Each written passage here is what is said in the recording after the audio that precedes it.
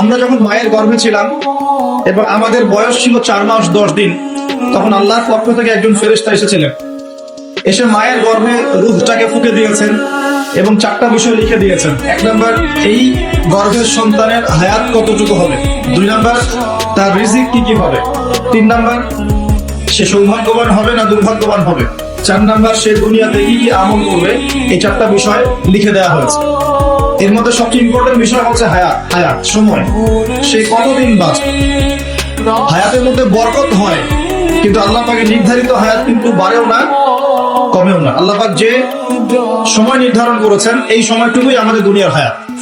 আল্লাহ পাক নির্ধারণ করে বলেছেন লিয়াবলুয়াকুম আইয়ুকুম আহসানু আমালা। এই হায়াত মওত সৃষ্টি করার বিষয়টা হচ্ছে আল্লাহ পাক দেখতে চান দুনিয়াতে তোমাদের মধ্যে কাজে কে শ্রেষ্ঠ, কাজে কে উত্তম।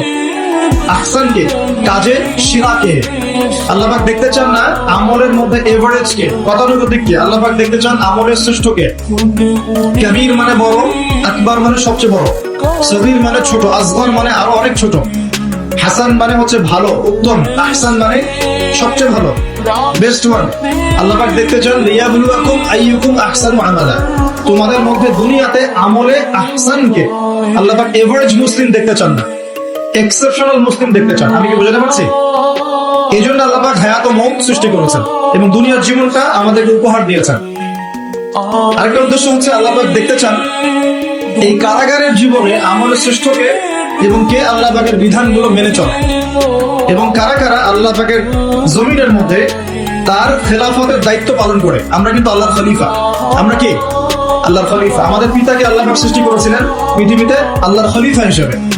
আল্লাহর খলিফার কাজ কি? শুধু ইবাদত করাই খলিফার কাজ নয়। আল্লাহর খলিফার কাজ হচ্ছে আল্লাহ পাকের জমিনের মধ্যে ন্যায় বিচার প্রতিষ্ঠা করা, আল্লাহর বিধান প্রতিষ্ঠা করা।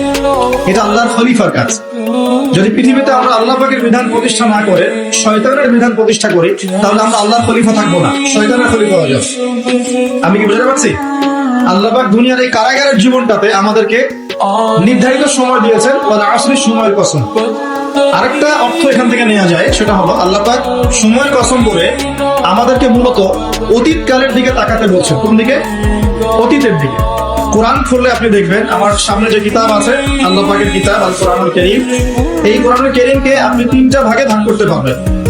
একটা অংশে গিয়ে দেখবেন এখানে আছে হুকুম আহকাম, কি করা যাবে কি করা যাবে, কি করতে হবে কি করতে হবে না। দ্বিতীয় অংশে গিয়ে আপনি পাবেন আল্লাহ রাব্বুল আলামিনের তাওহীদ, রিসালাত, আখিরাত, এই বিষয়টা পাবেন। আল্লাহ এক, মুহাম্মদ সাল্লাল্লাহু আলাইহি ওয়াসাল্লাম শেষ নবী, এবং আখিরাত এর পরের জীবন, এর ধাপগুলো, হিসাব নিকেশ, জান্নাত জাহান্নাম, এগুলো পাবেন। আরেকটা অংশে গিয়ে আপনি পাবেন ইতিহাস। কি পাবেন? ইতিহাস, পূর্ববর্তী নবীগণের ইতিকথা পাবেন। একদম আদম আলাইহিস সালাম থেকে শুরু করে শেষ নবী মুহাম্মদ সাল্লাল্লাহু আলাইহি ওয়াসাল্লাম পর্যন্ত পুরো হিস্ট্রি আপনি কোরআনে পাবেন ইনশাআল্লাহ। আল্লাহ পাক বলে আসরি বলে আমাদেরকে একটু পিছনের দিকে তাকাতে বলছেন, একটা জিনিস লক্ষ্য করতে বলছেন। সেই জিনিসটা কি?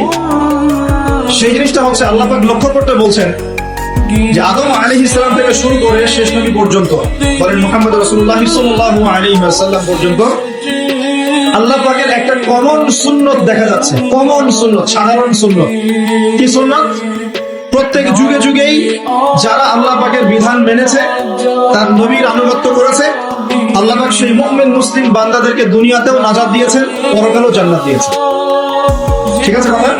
আচ্ছা, আরেকটা সুন্নত হচ্ছে প্রত্যেক যুগে যুগে আদম থেকে নিয়ে শুরু করে মুহাম্মদ সাল্লাল্লাহু আলাইহি ওয়াসাল্লাম পর্যন্ত প্রত্যেক যুগে যুগেই যে বা যারাই আল্লাহর কথা শোনে নাই, আল্লাহর বিধান মানে নাই, তার নবীর আনুগত্য করে নাই, আল্লাহ পাক দুনিয়াতেও ধ্বংস করেছেন, আখিরাতেও ধ্বংস করেছেন।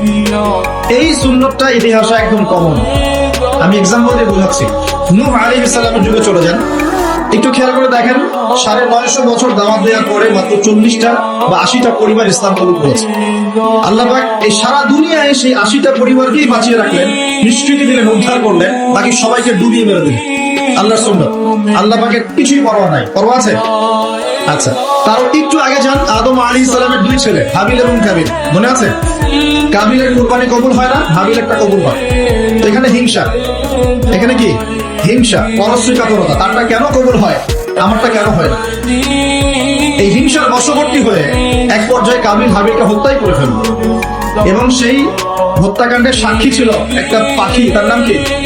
কাক। হ্যাঁ, বিষয়টা হচ্ছে যে কাক সাক্ষী যে আদম আলাইহিস সালাম এর দুই সন্তান, এক সন্তানকে হত্যা করার পর আরেক সন্তান মাথায় হাত দিয়ে বসে আছে, কিভাবে তার ভাইকে দাফন করবে এই জ্ঞান তার কাছে নাই। আল্লাহ পাক কাককে পাঠালেন, সে মাটি করে দেখালো কিভাবে দাফন করতে হয়। তার মানে শিক্ষা আমাদের চারপাশে আছে। শিক্ষা গ্রহণ করার জন্য সবসময় টেক্সট বুকের প্রয়োজন হয় না। যে আল্লাহ পাক কি কসম করতে পারেন কিনা, উত্তর হচ্ছে হ্যাঁ, আল্লাহ রাব্বুল আলামিন তার সৃষ্টির কসম করতে পারেন, কিন্তু সৃষ্টি হিসেবে আমাদের জন্য জায়েজ নেই যে আমরা আল্লাহ ছাড়া অন্য কারো নামে কসম করব। নবী সাল্লাল্লাহু আলাইহি ওয়াসাল্লাম বলেছেন, মান হালাফা বিগাইরি ইসমিল্লাহি ফাকাদ কাফার, কেউ যদি আল্লাহ ছাড়া অন্য কারো নামে কসম করে বা শপথ করে সে যেন কুফরি করলো। কি করলো? আমরা যদি কসম করতেই চাই, শপথ করতেই চাই, তাহলে আল্লাহর নামেই কসম করতে হবে। আর আল্লাহর নামে কসম করলে অবশ্যই কসম পূরণ করতে হবে, শপথ পূরণ করতে হবে।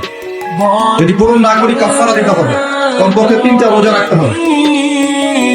আল্লাহ পাক তার সৃষ্টির নামে কসম করে থাকেন, যেমন আল্লাহ পাক বলেছেন ওয়া তিন ফলের কসম, ওয়া জাইতুনের কসম। 3 ফল খেয়েছেন কখনো? জাইতুন ফল দেখেছেন? জাইতুনের তেল সম্পর্কেও হাদিসে আসছে এটা বরকতময় তেল। জাইতুনের তেল বরকতময়, এটাকে খেতে বলা হয়েছে, গায়ে ব্যবহার করতে বলা হয়েছে। ওয়া তুরি সিনিন, আল্লাহ পাক তুর পাহাড়ের কসম করেছেন, সিনাই পর্বতের কসম করেছেন। ওয়া হাদাল বালাদিল আমিন, এই পবিত্র শহরের কসম বলতে আল্লাহ পাক মক্কার কসম করেছেন। এরকম প্রচুর কসম আল্লাহ পাক কোরআনে করেছেন, স্পেশালি আম্মা পারা যেটা আমরা বলি 30তম পারা, এই পারায় প্রচুর শপথ আপনি দেখতে পাবেন। ওয়া দুহা, দ্বীপ্রহরের কসম, ওয়াল লাইল, রাতের কসম। ঠিক আছে? কোন কোন ক্ষেত্রে আল্লাহ পাক এই মহাবিশ্বের কসমও করছেন তারকার অবস্থান স্থলে। আল্লাহ পাক বলছেন, ফালা উকসিমু বিমাওয়াকি'ন নুজুম ওয়া ইন্নাহু লাকাসামুন লাউ তা'লামুন আযীম। সূরা ওয়াকিয়ার শেষের দিকে আল্লাহ পাক নক্ষত্রগুলোর অবস্থান স্থলের কসম করেছেন। কোন কোন ক্ষেত্রে আল্লাহ পাক নিজেরও কসম করেছেন, ফালা ওয়া রাব্বিক, কখনো নয় তোমার রবের শপথ করে বলছি, তোমার রবের শপথ করে বলছি, মানে আল্লাহ পাক নিজেই নিজের কসম করছেন যে ফালা ওয়া রাব্বিকা, কখনো নয় তোমার রবের কসম করে বলছি, তারা মুমিন হতে পারবে না যতক্ষণ পর্যন্ত তোমাকে হে নবী মুহাম্মদ সাল্লাল্লাহু আলাইহি ওয়াসাল্লাম তাদের মধ্যে অমীমাংসিত বিষয়ে তোমাকে ফয়সালাকারী রূপে গ্রহণ না করছে। এখানে আল্লাহ পাক নিজের কসম করছেন। আল্লাহ রাব্বুল আলামিন আল কোরআনে বহু কসম করেছেন, আর এটা প্রত্যেক বুদ্ধিমান শ্রোতাই বুঝে ফেলবেন। আল্লাহ পাক যখন যে বিষয়ের কসম করেন নিঃসন্দেহে সেটা সবচেয়ে গুরুত্বপূর্ণ বিষয় হবে, তাই নয় কি? আল্লাহ পাক এখানে সময়ের কসম করছেন, মানে সময়টা আমাদের জীবনে খুবই ইম্পর্টেন্ট একটা জিনিস। সত্যি কথা বলতে আমাদের লাইফের সবচেয়ে ইম্পর্টেন্ট জিনিস হচ্ছে কি? টাইম বা সময়।